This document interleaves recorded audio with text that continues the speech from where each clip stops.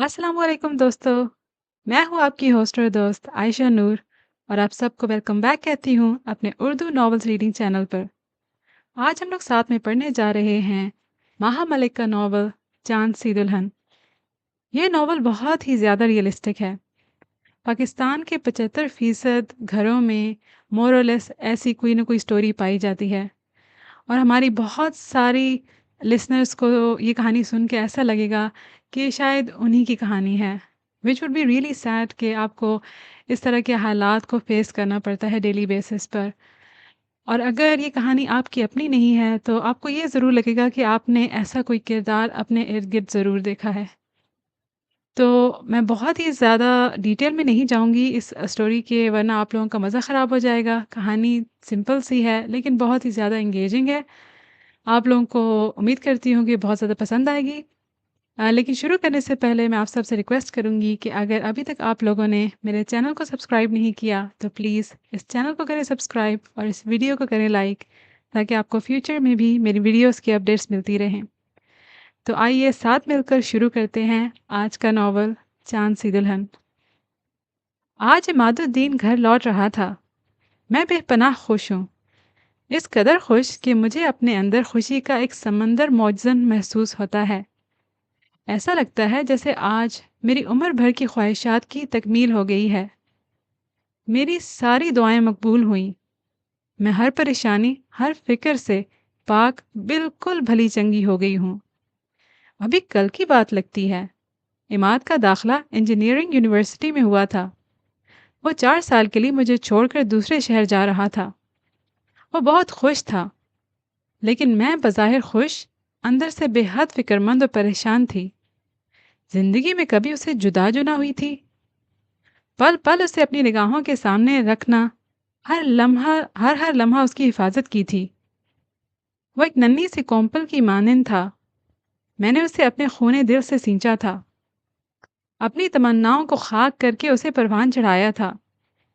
फिर उसकी इस जुदाई से, ख्वाह वो आर्जी ही थी, मैं क्यों कर परेशान ना होती। लेकिन मैं मजबूर भी थी। ये उसके बेहतर मुस्तकबिल का सवाल था। उसे आगे, बहुत आगे जाना था, बड़ा आदमी बनना था। और ये मेरी ही आंखों का सबसे पुराना और सबसे देरीना ख्वाब था। मेरी जिंदगी में इमाद के सिवा कुछ भी नहीं था, सो वो ही मेरी जिंदगी था। मैंने एक निगाह बड़ी बेचैनी से वॉल क्लॉक पर डाली। 11 बज रहे थे। वो बस पहुंचने ही वाला था। उसे 10:30 बजे ट्रेन से पहुंचना था। फिर स्टेशन से घर तक का फासला तकरीबन घंटा भर का था। मैं उसे लेने स्टेशन जाना चाहती थी, लेकिन इमाद ने मुझे मना कर दिया था। सर्दी बहुत ज़्यादा है अम्मी, आप घर पर ही ठहरिएगा। मैं खुद स्टेशन से घर पहुंच जाऊंगा। अब मैं कोई बच्चा थोड़ी ही हूँ, जवान हो गया हूँ। वो हंस रहा था। उसके लहजे में शरारत बोल रही थी। मैंने जब रिसीवर क्रेडल पर डाला तो उसका आखिरी फिक्रा मेरे कानों में गूंज रहा था। अब मैं कोई बच्चा थोड़ी ही हूँ, जवान हो गया हूँ। और तब से अब तक मेरे अंदर सुकून और तमानियत का भरपूर एहसास मौजूद था। मेरी रियाजत पूरी हो गई थी। मेरा सफ़र मुकम्मल हुआ था। मेरा इमाद जवान हो गया था। आज तक मैंने उसे तहफ़्फ़ुज़ का भरपूर एहसास देने की कोशिश की थी। अब मुझे उसके तसव्वुर से तहफ़्फ़ुज़ का एहसास हो रहा था। मैं अपने फ्लैट की बालकनी में आ खड़ी हुई। नीचे ट्रैफिक रवां था। मेरा इमाद भी इस शहर की सड़कों पर महवे सफ़र होगा। वो बस पहुंचता ही होगा। मैं इंतज़ार की शदीद तरीन कैफियत का शिकार थी। जब बेल बजी, मेरे दिल की धड़कन लम्हा भर के लिए रुकी, फिर तेज हो गई। तकरीबन दौड़ते हुए मैं दरवाजे पर पहुंची और मैंने दरवाज़ा खोल दिया। मेरा 24 साला खूबरू नौजवान बेटा मेरी नज़रों के सामने था। अम्मी! न जाने अचानक ही क्या हुआ, मैंने उसके सीने से लगकर बिलक बिलक कर रोना शुरू कर दिया। इमाद, मेरा बेटा, मेरी जान। अम्मी, प्लीज अम्मी। वो मुझे सीने से लगा अंदर ले आया। क्या हो गया है आपको? खुशी के मौके पर भी कोई रोता है? गम सहते सहते जिनकी आंखें पथरा जाएं, वो खुशी के मौके पर ही रोया करते हैं मेरे बेटे। मेरे आंसू किसी तौर न थम रहे थे। غم اور تکلیفوں کا دور گزر گیا امی، اب ہمارے چاروں طرف خوشی ہی خوشی رقصاں ہوگی انشاءاللہ۔ اس نے جیب سے رومال نکال کر میرے آنسو پونچھے۔ آپ نے تو مجھے ڈرا ہی دیا تھا۔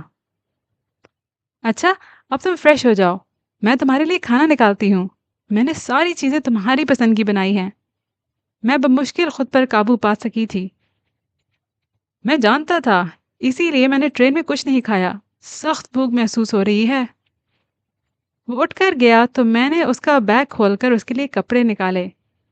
کافی رنگ کی جرسی میرے ہاتھوں میں آ گئی۔ یہ جرسی پچھلے سال میں نے اس کے لیے بنی تھی۔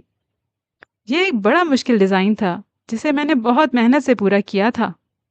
میں کچھ دیر کھڑی اسی جرسی کی بناوٹ پر غور کرتی رہی، پھر اسے کپڑوں میں رکھ کر کچن میں چلی آئی۔ آج میں فجر کی نماز پڑھ کر ہی اس کے لیے کھانا پکانے میں لگ گئی تھی۔ میں نے اس کی پسند کی کتنی ہی چیزیں بنا ڈالی تھی۔ پلاؤ، شامی کباب، پسندے، مسور کی دال کی پھلکیاں، شاہی ٹکڑے اور اورنج کیک۔ وہ ڈائننگ ٹیبل پر آ کر بیٹھا تو حیران رہ گیا۔ ارے، میری ماں اتنا ہلکان کیا ہے آپ نے خود کو، کب سے لگی ہوئی ہیں؟ فجر سے۔ میں فخر سے مسکرانے لگی۔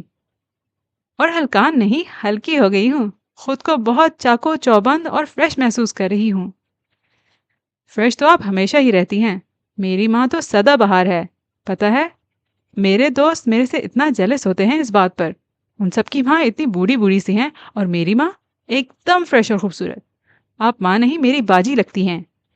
وہ کھاتے ہوئے بولتا جا رہا تھا اور میری آنکھیں سوچوں کی دھن میں کھو رہی تھیں۔ میں نے بی اے کیا تھا تو والدین نے اگلے مہینے حماد الدین سے میرا بیاہ کر دیا تھا۔ میں محض 20 برس کی تھی۔ اگلے برس یعنی 21 سال کی عمر میں عماد کی ماں بن گئی تھی اور 24 سال کی عمر میں حماد الدین کی بیوہ۔ بس میری خوشیوں کی بس اتنی ہی عمر تھی۔ والدین کے گھر لوٹ کر آئی تو احساس ہوا کہ اب یہ گھر ماں باپ کا نہیں رہا، بھاوجوں کا ہو گیا ہے، اور میری بیٹی کی وجہ سے انہیں ان کا گھر چھوٹا محسوس ہوتا تھا۔ میں نے حماد الدین کی چھوڑی ہوئی رقم سے فلیٹ خرید لیا اور عماد اور اپنی ماں کو لے کر یہاں آ بسی۔ عماد کو میں نے اسکول میں داخل کرایا اور خود یونیورسٹی میں ایڈمیشن لے لیا۔ میں ماسٹرز میں اسکالرشپ حاصل کرنا چاہتی تھی کیونکہ زندگی طویل تھی اور حماد الدین کی چھوڑی ہوئی رقم بے حد مختصر۔ میں ماسٹرز کرنے لگی، کم عمر تھی، خوبصورت بھی تھی۔ کئی نظروں میں سوال ابھرا، کئی ہاتھ دراز ہوئے، لیکن میں کسی ہاتھ پر اپنا ہاتھ نہ رکھ سکی۔ میرے ہاتھ ننھے عماد کی محبت نے باندھ دیے تھے۔ کسی اور جانب توجہ دینے کے لیے مجھے عماد کو نظر انداز کرنا پڑتا اور ایسے کرنے کی ہمت مجھ میں نہیں تھی۔ عماد میری زندگی کا عنوان تھا۔ زندگی کی کتاب کو کسی نئے نام کی ضرورت نہ رہی تھی۔ میں نے ماسٹرز کر کے لیکچررشپ حاصل کر لی۔ زیست کی گاڑی قدرے سہل انداز میں چل پڑی۔ میری ماں نے مجھ پر بہت زور دیا کہ میں دوسری شادی کر لوں۔ وہ عماد کی پرورش بہت اچھے طریقے سے کر سکتی ہیں، مگر میں کسی طور پر نہ مانی۔ زندگی میں کئی چیزوں کی کمی محسوس ہوتی تھی، لیکن عماد کی محبت ہر کمی کو نامحسوس انداز میں مکمل کر دیتی تھی۔ میں پژمردہ اور داس ہوتی تو اس کی ایک مسکراہٹ مجھے اندر تک شاداب کر ڈالتی۔ کٹن راہوں پر چلتے چلتے میرا سانس پھولتا تو اس کے ننھے ننھے بازو میری گردن میں حمائل ہوتے اور میں بالکل پرسکون ہو جاتی۔ میرا سانس بحال ہو جاتا، اکھڑتے قدم پھر سے جم جاتے۔ عورت کے ہر نام اور عورت پن کے تمام جذبوں کو فراموش کر کے میں محض ماں رہ گئی، اور ماں صبر اور استقامت کا دوسرا نام ہے۔ ماں ہمیشہ ماں رہتی ہے، کبھی نہیں تھکتی، کبھی نہیں مرجھاتی۔ عماد کو بھی میں نے ہمیشہ بہترین اسکولوں میں پڑھایا۔ اپنی آمدنی کا بڑا حصہ اس کی تعلیم پر صرف کیا۔ اپنے اوپر تو میں نے زندگی کی ہر خوشی حرام کی ہوئی تھی۔ ایک ایک جوڑا میں برسوں چلاتی تھی۔ میک اپ اور زیور کی میں نے کبھی ضرورت ہی محسوس نہ کی۔ گھر کے بجٹ میں نہایت کھینچ تان کر پورا کیا کرتی تھی۔ میری محض ایک ہی آواز تھی، زندگی کی دوڑ میں میرا عماد کہیں کسی سے پیچھے نہ رہ جائے۔ کبھی عماد کو یہ خلش نہ ستائے کہ اگر باپ زندہ ہوتا تو اسے بہتر زندگی میسر ہوتی۔ عماد کو کوئی احساس کمتری نہ رہ جائے۔ خدا کا شکر ہے اس نے میری تمام خواہشات کو پورا کر دیا۔ میری ہتھیلیوں پر رقم ہر دعا کو پورا کر دیا۔ لیکن نہیں، یہ ایک دعا ابھی باقی ہے۔ عماد، میں نے کچھ دن بعد اسے مخاطب کیا، بیٹا میں چاہتی ہوں اب اپنے آخری فرض سے سبکدوش ہو لوں۔ میری خواہش ہے کہ میں اس گھر میں تمہاری دلہن لے آؤں۔ امی، وہ چونک اٹھا۔ یہ کیا کہہ رہی ہیں آپ؟ ابھی تو میں نے عملی زندگی کے میدان میں رکھنے کے لیے پہلا قدم اٹھایا ہی ہے۔ میں بھلا اس قدر جلدی شادی سے متعلق کیسے سوچ سکتا ہوں؟ مگر میں نے سوچ لیا ہے، میں اطمینان سے بولی۔ امتیازی نمبروں سے امتحان پاس کیا ہے، آفرز آنا شروع ہو چکی ہیں، چند ماہ میں ہی تم اپنی عملی زندگی کا آغاز کرو گے انشاءاللہ۔ میں چاہتی ہوں اس کے ساتھ ہی تم اپنی ازدواجی زندگی کا آغاز بھی کرو۔ زندگی بہت مختصر شے کا نام ہے عماد، یہاں پلک جھپکتے بچپن، جوانی اور بڑھاپا گزر جاتا ہے۔ میں نے ہمیشہ تمہارے لیے بہترین چیزوں کی خواہش کی ہے، یہ کہ تم بہترین طریقے سے اپنی عمر گزارو، ہر کام وقت پر سہل انداز میں کرو۔ خوشیوں کا بھی وقت ہوتا ہے عماد، انہیں وقت پر حاصل کرنا ہی اچھا ہوتا ہے۔ وقت گزر جائے تو خوشیوں میں انوکھا پن نہیں رہتا۔ یہی وقت ہے بچے ان باتوں کا۔ تم نے بڑی لگن اور جذبے سے اپنی تعلیم مکمل کر لی ہے، اب تم زندگی میں آنے والی فراغت اور خوبصورتی کو محسوس کرو۔ وہ سر جھکا کر میری باتوں پر غور کرتا رہا اور میں جانتی تھی وہ انکار نہیں کرے گا، اس لیے کہ اس نے کبھی میری بات کو رد نہیں کیا۔ میں نے جس جذبے سے اس کی پرورش کی تھی، یہ اس کا انعام تھا کہ عماد الدین ایک بے حد فرمانبردار اور اطاعت گزار بیٹا تھا۔ اس نے کبھی میری کسی بات پر نہ کہنا سیکھا ہی نہ تھا۔ میرے ذہن میں عماد کے لیے کئی ایک لڑکیاں تھیں۔ میں نے سوچا ہوا تھا کہ جب انتخاب کا وقت آیا تو میں اور عماد باہمی مشورے سے انہی میں سے کسی ایک لڑکی کو منتخب کر لیں گے۔ ساری کی ساری بہت سلجھی ہوئی پڑھی لکھی لڑکیاں تھیں، لیکن اب جب کہ وہ لمحہ سر پر آ کھڑا ہوا تھا، مجھے کوئی بھی لڑکی اپنے معیار پر پوری اترتی نظر نہ آ رہی تھی۔ میں نے تنہائی میں کئی مرتبہ سوچا۔ میری بڑی بہن کی 2 بیٹیاں تھیں، فائزہ اور منزہ، دونوں ہی بہت پیاری، پڑھی لکھی، نیک سیرت بچیاں تھیں۔ لیکن مسئلہ یہ تھا کہ میرا بیٹا عماد بے حد خوبرو، صحت مند، قد و قامت نوجوان تھا، جبکہ فائزہ اور منزہ شکل و صورت کی تو بھلی تھیں، لیکن ان کے قد بہت چھوٹے تھے۔ میرے خیال میں عماد کے ساتھ ان کا جوڑ نہیں بنتا تھا۔ میاں بیوی کے قد میں مناسبت ہو تو جوڑی بھلی لگتی ہے، میں نے کئی بار سوچا۔ وہ دونوں ہی عماد کے ساتھ نہیں جچیں گی۔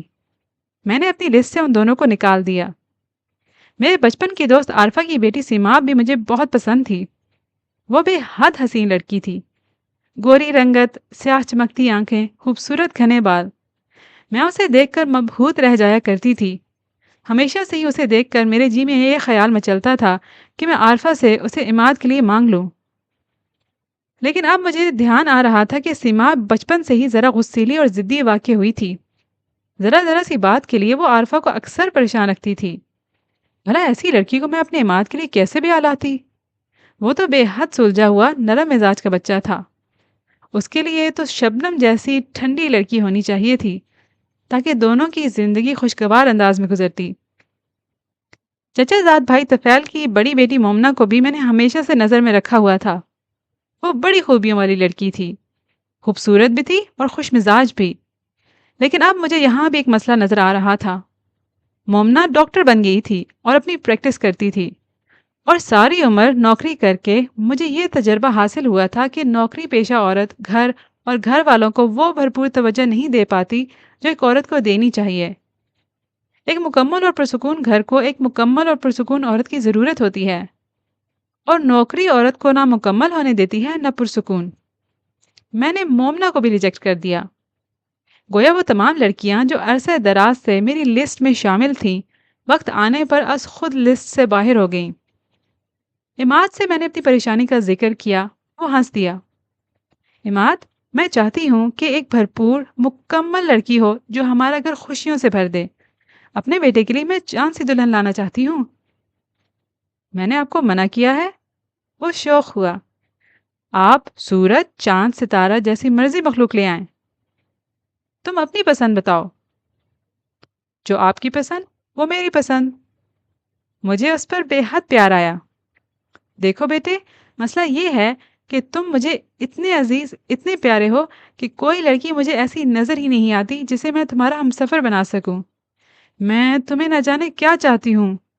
تمہارے حوالے سے میرا معیار کچھ زیادہ ہی بلند ہو گیا ہے۔ اب تم ہی میرا مسئلہ حل کر سکتے ہو۔ कोई इशारा तो दो।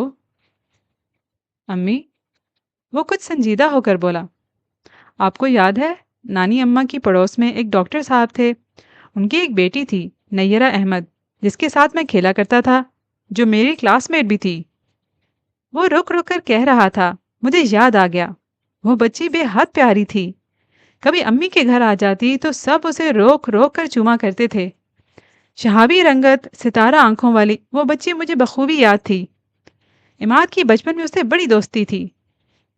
हाँ, मुझे याद है। मैं ख्वाब के से आलम में बोली, नैयरा से मेरी पिछले साल मुलाकात हुई थी। वो बिल्कुल वैसी की वैसी है अम्मी। मेरा मतलब है, इतनी ही। मैंने एक मर्तबा सोचा था कि आपसे उसका जिक्र करूं, लेकिन फिर मैंने सोचा कि ही मेरी बात से आपको दुख ना पहुंचे। लेकिन अब आपने खुद पूछा है तो तुमने बात उगल दी। मैंने प्यार से उसे देखा, वरना दिल की दिल में ही रखता मेरा पगला बेटा। मैं नैयरा के घर जाने के लिए बेताब हो गई। भला ऐसा मुमकिन था कि मेरा इमाद किसी चीज़ की ख्वाहिश करता और मैं उसकी ख्वाहिश को पूरा करने के लिए बेताब ना होती। मेरा बस न चलता था, मैं उसी लम्हे नैयरा अहमद को अपने इमाद की दुल्हन बनाकर ले आती। कुछ वक्त सिरका और खुदा ने मेरी ये ख्वाहिश भी पूरी कर दी। मेरे इमाद की चांद सी दुल्हन नैयरा अहमद मेरे घर चली आई। वो वाकई चांद सी प्यारी थी। शक्लो सूरत तो भली थी ही, तबीयत की भी सुलझी हुई बच्ची थी। जिंदगी की गाड़ी फिर से रवां हो गई। इमाद को बहुत अच्छी नौकरी मिली तो उसके इसरार पर मैंने इस्तीफा दे दिया। अब मैं और नैयरा घर पर रहा करते थे। उस दिन इमाद घर आया तो बहुत खुश था। दरवाज़ा मैंने खोला था। वो मुझे सलाम करके अंदर चला गया। नैयरा किचन में थी। वो सीधा किचन में चला गया। मैं अपने कमरे की जानिब जा रही थी जब मुझे उन दोनों के हंसने की आवाज़ आई। एक लम्हे के लिए मेरे कदम थमे, फिर मैं लाउंज से अपने कमरे में आ गई। न जाने क्यों मुझे गुस्सा आया था। वो इमाद जो घर आकर मेरे आगे पीछे परवानों की तरह फिरता था, वो महज एक लफ्ज़ बोलकर मुझे नज़रअंदाज करता गुजर गया। उसे जुम्मा जुम्मा 8 दिन पहले आई हुई बीवी इस कदर अजीज हो गई थी कि उसे अपनी माँ की खैरियत दरियाफ्त करना भी याद न रहा। मैं बेड पर बैठकर एक अफसुर्दगी के आलम में सोचे जा रही थी जब वो इजाज़त लेकर अंदर चला आया। क्या सोच रही है मेरी माँ? वो मेरे पाँव थाम कर बैठ गया। कुछ नहीं, आओ बैठो। मैंने पैर समेट कर खुद पर काबू पाया। अम्मी, मैंने ऑफिस से हफ्ते भर की छुट्टी ली है।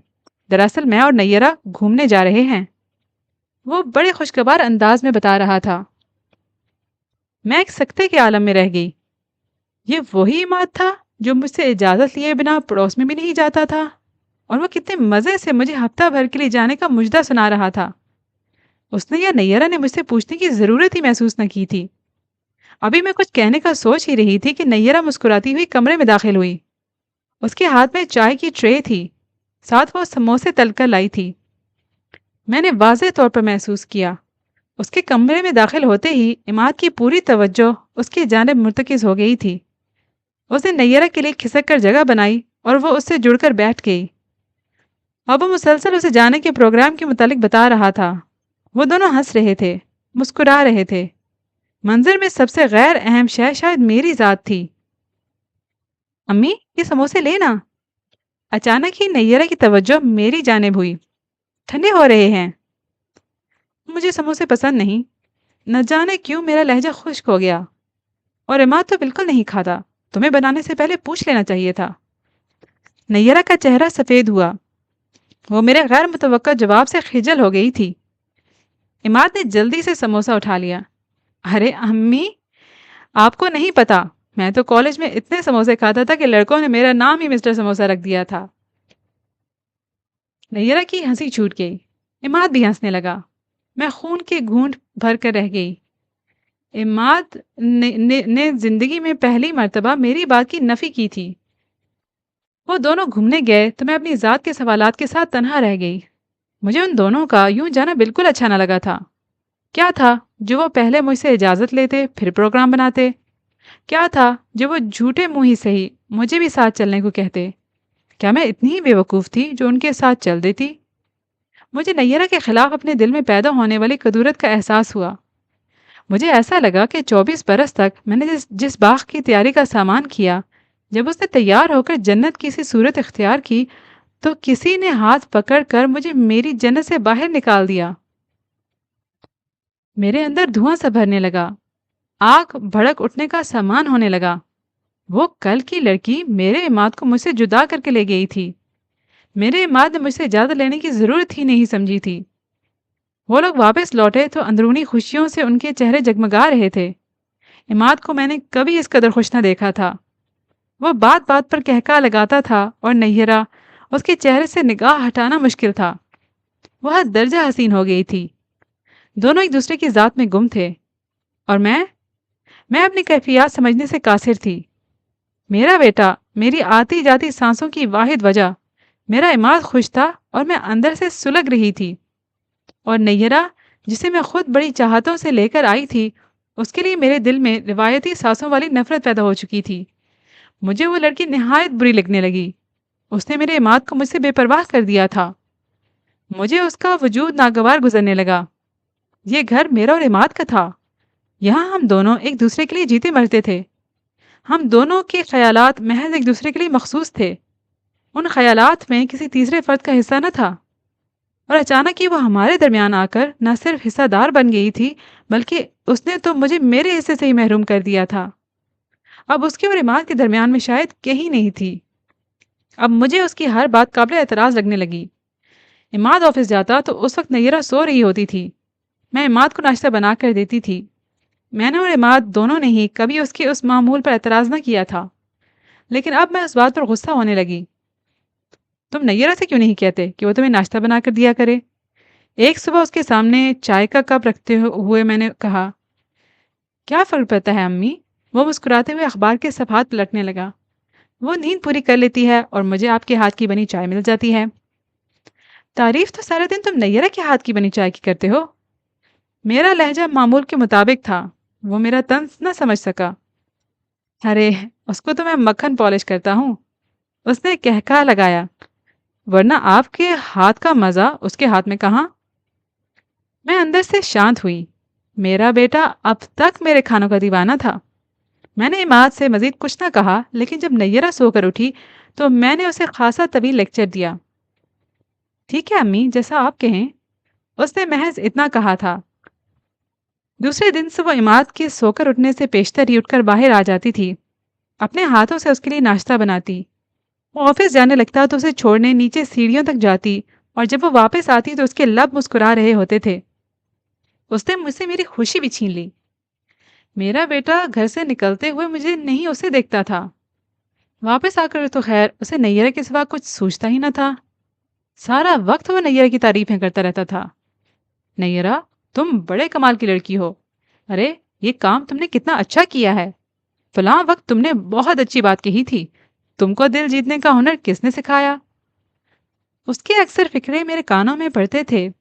ہمارا فلیٹ 2 کمروں پر مشتمل ایک مختصر سا گھر تھا، اور پھر میرے کان لاشعوری طور پر ان کی باتوں کی طرف لگے ہی رہتے تھے، سو مجھے ان کی گفتگو سے اکثر واقفیت رہتی تھی۔ ان دنوں وہ مجھ سے بے حد بے نیاز ہو گیا تھا۔ سلام دعا کرتا تھا، میرا مزاج بھی پوچھتا تھا، ہنسی مذاق بھی کرتا تھا، لیکن میں تو اس عماد کا موازنہ ہمہ وقت اس عماد سے کیا کرتی تھی جو صرف میرا عماد تھا، میں جس کی روح میں اتری ہوئی تھی، جو میری خدمت کو عبادت کہا کرتا تھا۔ میں زیادہ دن نہ رہ سکی۔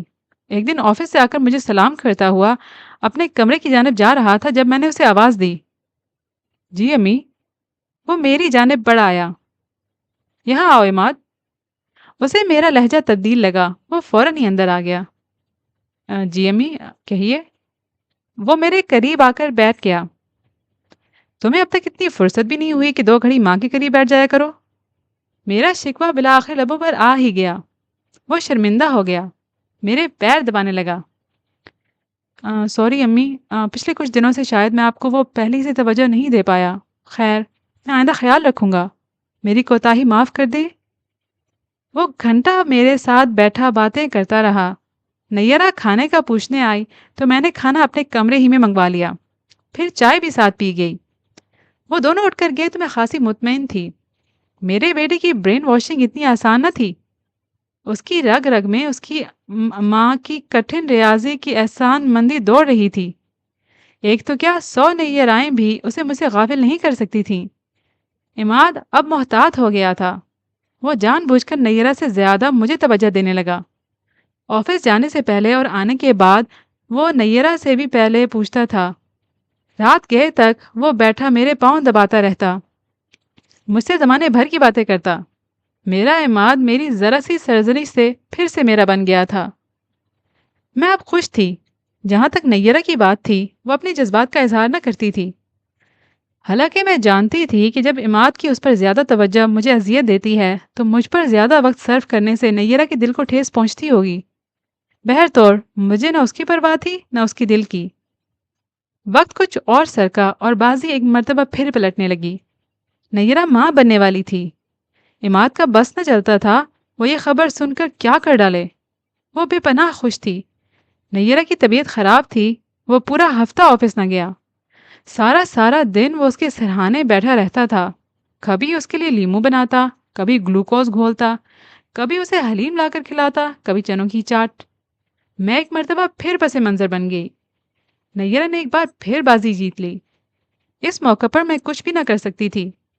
मैं इमाद से उसकी कम तवज्जोही की शिकायत भी ना कर सकती थी। मैं सारा सारा दिन अपने कमरे में पड़ी रहती और इमाद उसकी दिलजोई में लगा रहता। मेरे सर में दर्द रहने लगा। मेरा ब्लड प्रेशर अक्सर हाई हो जाता था। लेकिन इमाद को फिलहाल मेरी परवाह न थी। वो नैयरा के लिए ऐसे फिक्रमंद रहता था जैसे वो दुनिया की पहली औरत थी जो ऐसे मसले को फेस कर रही हो। एक दिन वो हस्बे मामूल ऑफिस से जल्दी उठाया तो मैं चटक गई।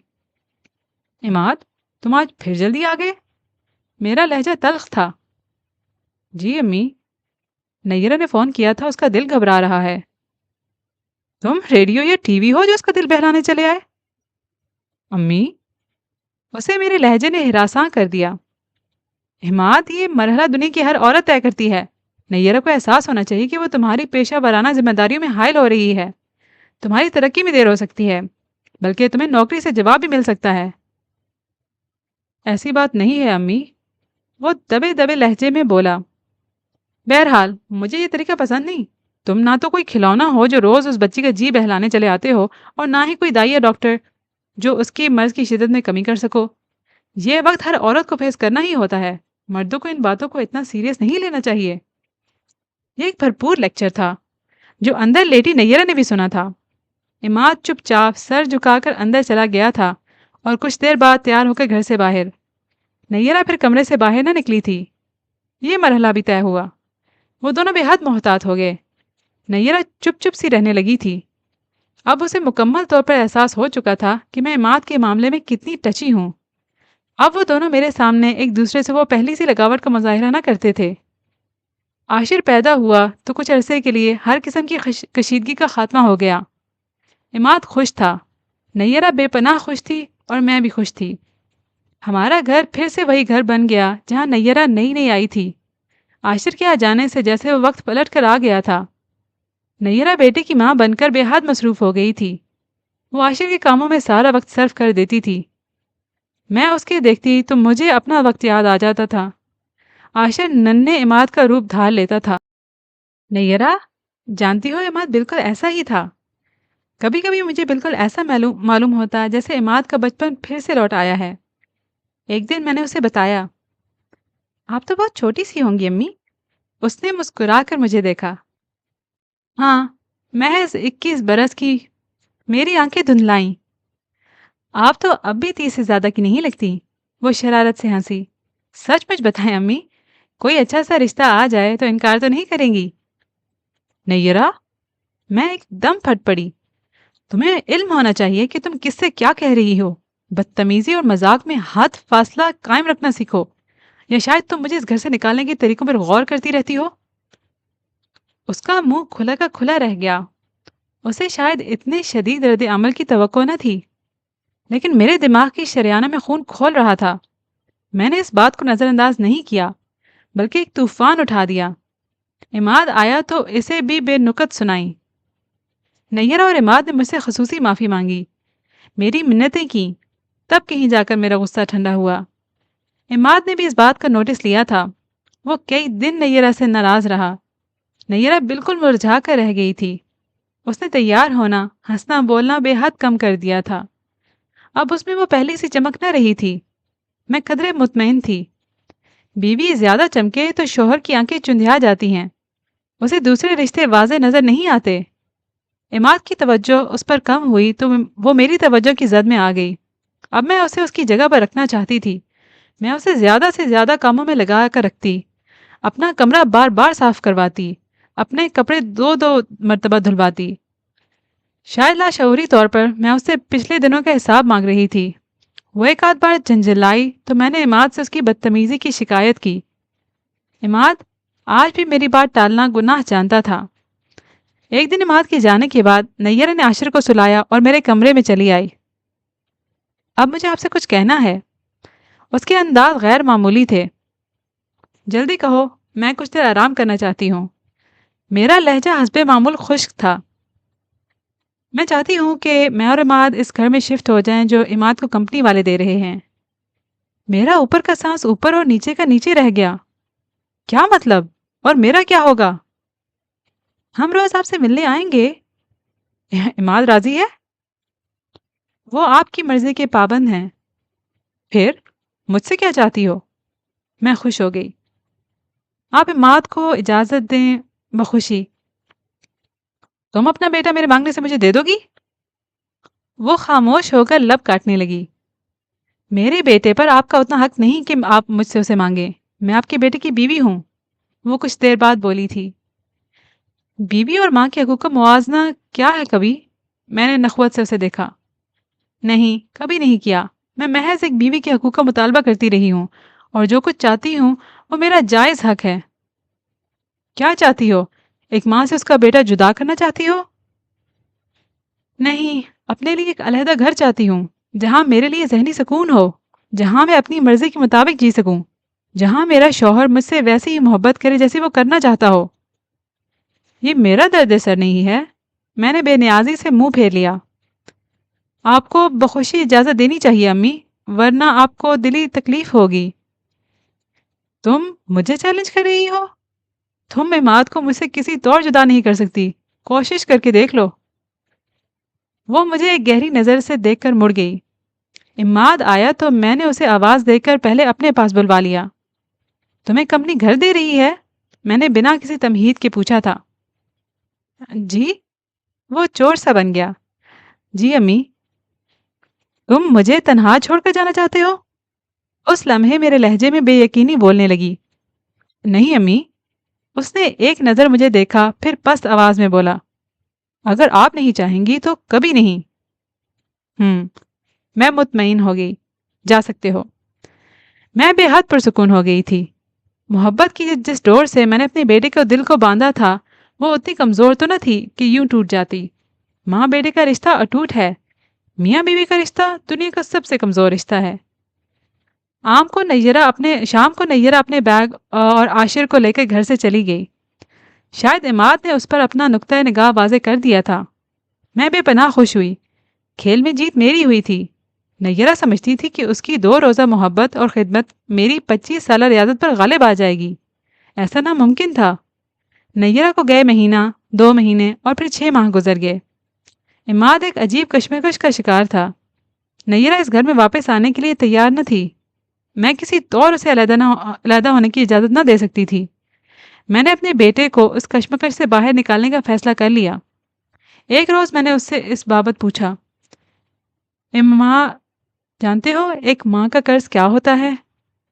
وہ بیڈ پر لیٹا چھت کو گھور رہا تھا۔ جانتے ہو عماد، تمہاری خاطر میں نے زندگی کس طرح گزاری ہے؟ جی امی، جانتا ہوں۔ جیسے کوئی جوک لے کر بھری دنیا چھوڑ دے، کسی صحرا میں جا بسے۔ میرا رواں رواں آپ کا مقروض ہے امی۔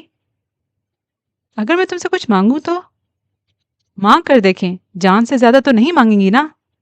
وہ پھیکی سی مسکراہٹ کے ساتھ بولا، نیرہ کو طلاق دے دو۔ کیا؟ وہ اچھل کر بیٹھ گیا اور بڑی بے یقینی سے میرا چہرہ تک دیکھتا رہا۔ مجھے محسوس ہوا کہ میں نے اس سے اس کی جان سے بڑھ کر کچھ طلب کیا ہے۔ میں چاہتی ہوں عماد، تم ایک خوشی سے بھرپور مطمئن زندگی گزارو۔ نیرہ وہ لڑکی نہیں جو تمہیں ایسی زندگی دے سکے۔ میں اپنے بیٹے کے لیے غلط نہیں چاہے گی۔ مجھ پر بھروسہ کر کے اسے طلاق دے دو۔ میری دعاؤں سے تمہاری زندگی بہت خوشگوار گزرے گی۔ دنیا میں اچھی لڑکیوں کی کمی نہیں ہے۔ यही मेरी ख्वाहिश भी है और मेरा हुक्म भी। मैं उठकर कमरे से बाहर निकल आई। चंद रोज बाद वो टूटा टूटा बिखरा बिखरा मेरे पास आया था। अम्मी, मैंने नैयरा को तलाक भेज दी है। जिंदगी में बहुत बड़ी तब्दीली आई थी, लेकिन सब कुछ पहले जैसा ना हो सका। मैंने इमाद की दूसरी शादी की कोशिश की तो उसने हाथ जोड़कर मुझसे दरख्वास्त की कि वो अभी शादी करना नहीं चाहता। लेकिन मेरा इमाद अंदर से बदल गया था। उसकी तमाम खुशी, शोखी, शरारत रुखसत हो गई थी। मैंने 2 मरतबा आशिर को ले आने की बात की तो उसने इनकार कर दिया। वो माँ से बिछड़कर बीमार हो जाएगा अम्मी, प्लीज़। मैं भी हिम्मत ना कर सकी कि एक माँ से ज़बरदस्ती उसका बच्चा छीन लूँ। फिर एक दिन इमाद ने मुझे बताया कि वो 2 साला कोर्स के लिए बाहर जा रहा है। कंपनी ने इस मकसद के लिए मेरा इंतखाब किया है। मेरे करियर का सवाल है अम्मी। उम्मीद है आप मुझे नहीं रोकेंगी। उसने खबर सुनाकर मुझसे कहा था और इस बात के बाद उसे रोकना बेसूद था। उसका करियर अरूज पर देखना तो मेरी अपनी बहुत बड़ी ख्वाहिश थी। 2 साल की तो बात है, मैंने खुद को समझाया था। जिंदगी पलक झपकते गुजर गई है, भला चंद माह साल क्या मानी रखते हैं। इमाद चला गया, मैं तन्हा रह गई। शायद तन्हाई अजल से मेरा मुकद्दर करार पाई थी। मैं उसके पलट आने का इंतजार करती रही, वो नहीं आया। 2 साल गुजरे, फिर 4 और फिर 6 साल गुजर गए। इमाद के खतूत आते थे। उसने वहाँ शादी कर ली थी। उसकी बीवी यहाँ आने पर तैयार न थी, लेकिन इमाद को उम्मीद थी कि कभी न कभी वो राजी हो जाएगी। तब तक के लिए उसने मुझे अच्छी उम्मीदों के तोहफे भेजे थे। मैं जानती थी मेरा इमाद अंदर से टूट गया था, मुझसे खफा हो गया था। उसने मुझे हमेशा की जुदाई बख्श दी थी। मैं बिल्कुल तन्हा रह गई। जिंदगी में कोई मकसद न रहा। मैंने एक स्कूल खोल लिया। जहन कदरे बट गया, लेकिन अक्सर तन्हाई में फूट फूट कर रोया करती थी। तब एक रोज़ डाक से मुझे नैयरा का ख़त मौसूल हुआ। वो ख़त एक नई ज़िंदगी की नवीद थी। उसमें लिखा था, अम्मी जान, अस्सलाम वालेकुम। उम्मीद करती हूँ कि आप खैरियत से होंगी। खुदा से आपकी खैरियत और लंबी उम्र की दुआ मांगती हूँ। इमाद ने तलाक देने से कबल मुझसे पूछा था कि मैं उसे एक दोस्त की हैसियत से दुरुस्त मशवरा दूँ कि उसे क्या करना चाहिए।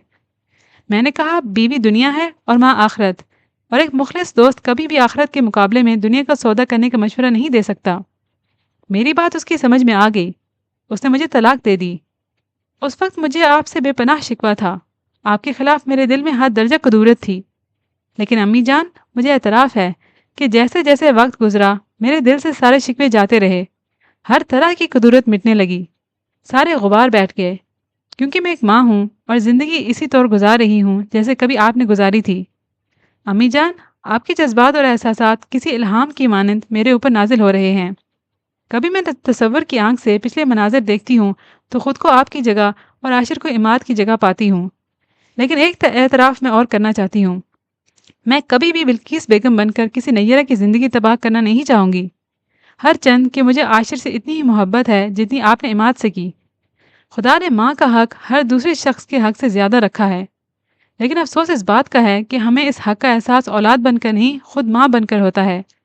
एक माँ अपनी औलाद के लिए दिन रात रियाजत करती है, अपनी हस्ती खाक कर डालती है, ख्वाहिशात फना कर देती है, और फिर एक वक्त ऐसा आता है जब वो खुदा के दिए हक से नाजायज़ फ़ायदा उठाना चाहती है, अपनी कुर्बानी का खिराज मांगती है, गुज़िश्ता मोहब्बत को हालिया अना में तब्दील करके अपनी ही औलाद की खुशियाँ तबाह कर देती है। मुझे उस वक्त से खौफ आता है जब मैं आशिर से अपनी रियाजतों का सिला तलब करूँ। मैं नफसियाती मरीज़ा बनती जा रही हूँ। ये खौफ मेरी हस्ती की जड़ों को खोखला कर रहा है। लेकिन मैं इस ख्वाहिश से छुटकारा हासिल नहीं कर पाती कि आशिर दुनिया में सबसे ज़्यादा मुझे चाहे, मेरा मान करे। इसीलिए अम्मी जान, मैंने एक फ़ैसला किया है। मैं दूसरी शादी कर रही हूँ, एक ऐसे शख्स से जिसके 3 बच्चे हैं और मज़ीद बच्चों की उसे ख्वाहिश नहीं है। आशिर को मैं आपके पास भेज रही हूँ, इस यकीन के साथ कि आप उसकी बेहतरीन तरीके पर परवरिश कर सकती हैं, उसे बेहतरीन तरबियत से आरास्ता करके एक बेहतरीन इंसान बना सकती हैं। इमाद को मैंने ऐसा ही पाया था। जहाँ तक आशिर के मुस्तकबिल का सवाल है, मुझे ये भी यकीन है कि अब आप कभी भी अपनी गलती दोहराने की हिम्मत नहीं करेंगी। इमाद के बाद आशिर को खोना आपके लिए नामुमकिन होगा।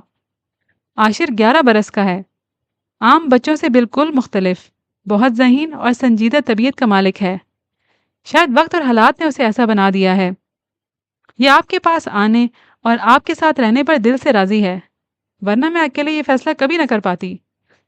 शायद उसके दिल में भी कहीं ये पोशीदा है कि उस तरह ये अपने बाप से कभी मिल पाएगा। मेरा दिल आपकी जानिब से साफ़ है। यकीनन आप भी मेरी कोताहियों पर मुझे माफ़ कर चुकी होंगी। आशिर कल सुबह 10 बजे आपके पास पहुँच जाएगा। मेरे आशिर को अपनी इमारत जैसा बनाइएगा। फ़क़त नय्यरा अहमद। मेरे आंसू मेरे रुखसार भिगो रहे थे। मैंने कितनी ही बार इस तहरीर को पढ़ा और फिर चूम कर अपने सिरहाने रख दिया। अगली सुबह मैं बहुत सवेरे बेदार हुई थी। नमाज पढ़कर किचन में चली आई। मुझे यकीन था कि मेरे आशिर को वो सब चीज़ें बहुत पसंद होंगी जो मेरा इमाद शौक से खाता था। मेरा बेटा, मेरा लाल, मैं काम करते हुए बड़बड़ा रही थी। मैं तुझे बड़ी मोहब्बतों से पालूंगी, तेरे लिए अपनी ज़िंदगी वक्फ कर दूंगी। तू बहुत बड़ा आदमी बनेगा, फिर मैं तेरे लिए चाँद सी दुल्हन लाऊंगी। तो जी, इसके साथ हमारी आज की कहानी होती है ख़त्म। उम्मीद करती हूँ कि आपको ये कहानी पसंद आई होगी।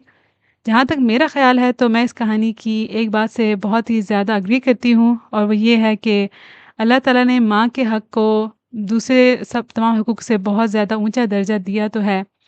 लेकिन कभी-कभी क्या ऐसा होता है कि बहुत सी ख़वातीन इस हक़ का नाजायज़ फ़ायदा उठाना चाहती हैं और दूसरे के रिश्तों के हकूक़ पर भी डाका डालना चाहती हैं। तो ये मेरी नज़र में बहुत ज़्यादा गलत है। मेरा ख़्याल है कि रिश्तों के अंदर बेईमानी नहीं करनी चाहिए, और अगर कभी आपके साथ ऐसा हुआ है या आपने अपने इर्द-गिर्द ये होते देखा है तो प्लीज़ बारिश का वो पहला कतरा, वो पहली बूँद ज़रूर बनिए कि अगर ये जनरेशन बाय जनरेशन ये चीज़ चली आ रही है तो आप वो पहली जनरेशन बनें जो कि इस चीज़ को आगे ट्रांसफ़र नहीं होने देंगी। इसी तरह हम अपने माशरे के अंदर बहुत सारी बुराइयों को ख़त्म कर सकते हैं। उम्मीद करती हूँ कि आप भी मेरी इस बात से मुत्तफ़िक होंगे। इंशाल्लाह हम आगे भी किसी बहुत ही अच्छी स्टोरी के साथ मिलेंगे। तब तक के लिए हँसते रहिए, मुस्कुराते रहिए, अपना ख़्याल रखिएगा। अल्लाह हाफ़िज़।